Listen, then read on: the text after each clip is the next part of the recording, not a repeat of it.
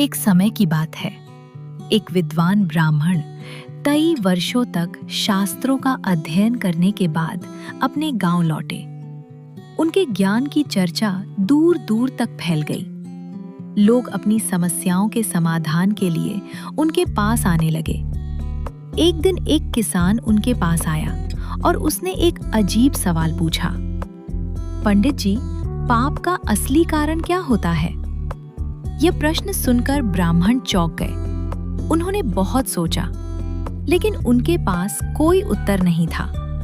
उन्हें लगा कि उनका ज्ञान अधूरा है और इसी उत्तर की खोज में वे फिर से तीर्थ नगरी चले गए। वहां उन्होंने कई विद्वानों से पूछा, लेकिन किसी के पास संतोषजनक उत्तर नहीं था। एक दिन उनकी मुलाकात एक अनुभवी स्त्री से हुई। उसने उनकी परेशानी का कारण पूछा। ब्राह्मण ने सब कुछ बता दिया। स्त्री मुस्कुराई और बोली, मैं आपको उत्तर दे सकती हूँ, लेकिन आपको कुछ दिन यहाँ रहना होगा।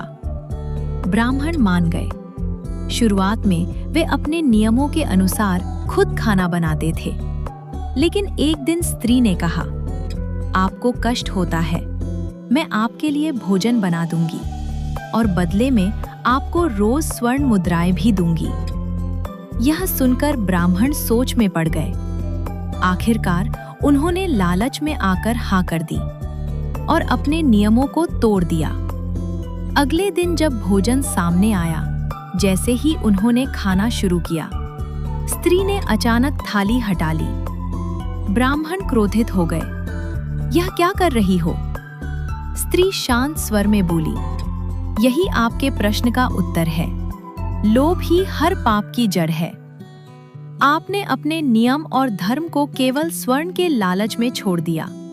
यही पाप की शुरुआत है।